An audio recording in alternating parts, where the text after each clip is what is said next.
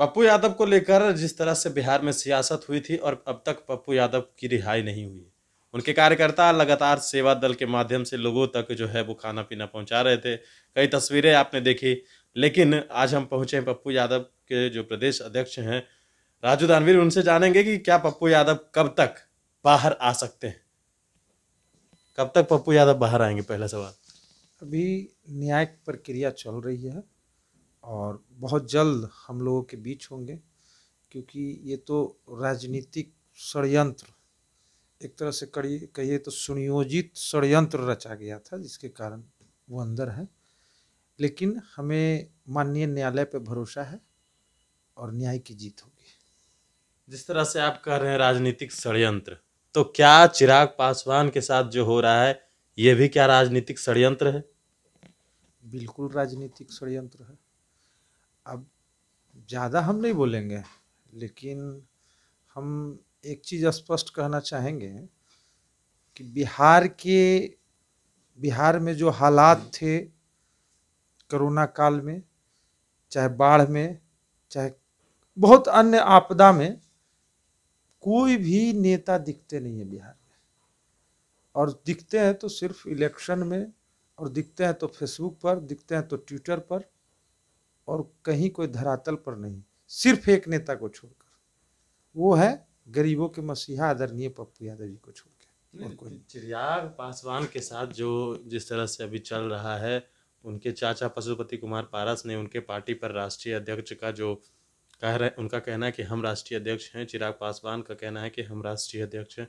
इसमें आप क्या कहते हैं? इसमें तो लोजप्पा जो है वो कहीं न कहीं स्वर्गीय रामविलास पासवान जी का एक आदर्श रहा है, विचार रहा है, और वो दलितों की लड़ाई लड़े हैं।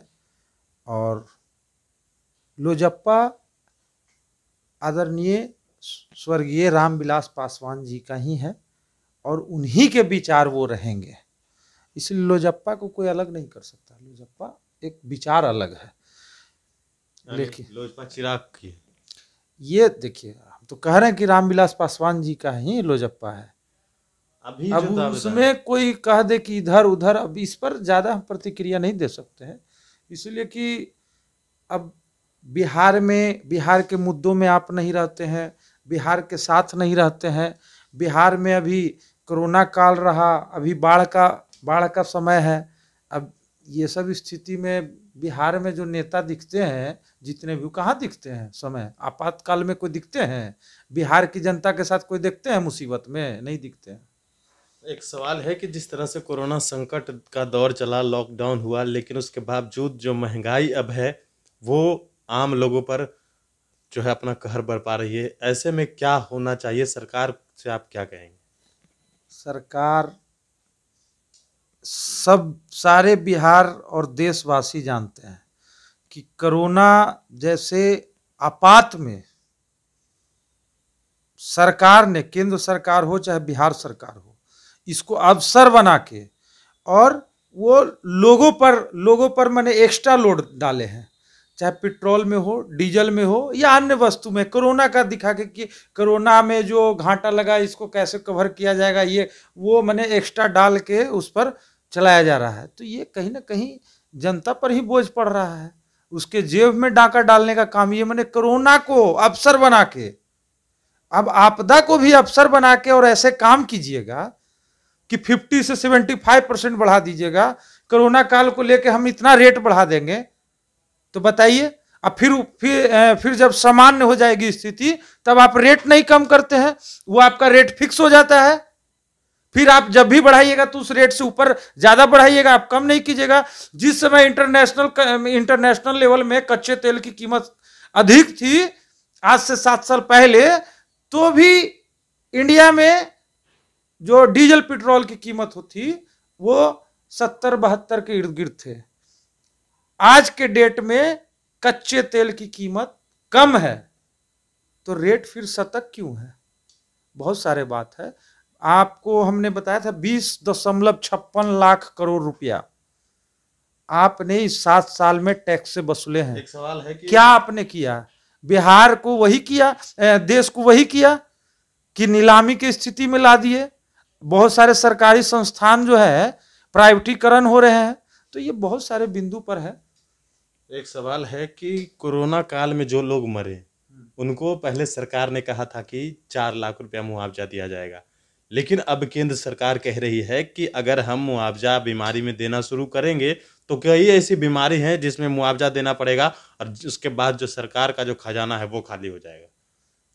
ये विपदा में कभी रही ही नहीं है।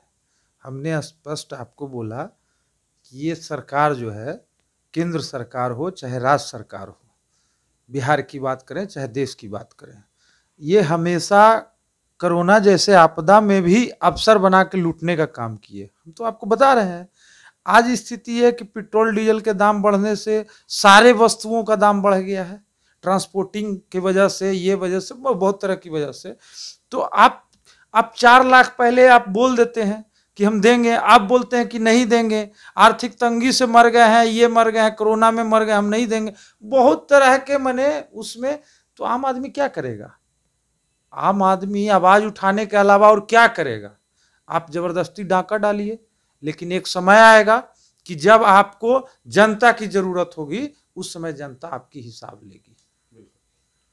तो ये थे हमारे साथ राजू दानवीर जी, जिन्होंने बताया कि पप्पू यादव को लेकर जिस तरह से अभी भी अटकलें लगी है कि कब पप्पू यादव बाहर निकलेंगे। जिस तरह से बात कर ले, बाढ़ की स्थिति है, तो बाढ़ की स्थिति में भी जब पिछली बार बाढ़ थी तो पप्पू यादव पूरे पटना में घूमे थे, लोगों के बीच खाना भी बांटे थे और तमाम जो लोग थे वो पप्पू यादव से मदद ले रहे थे।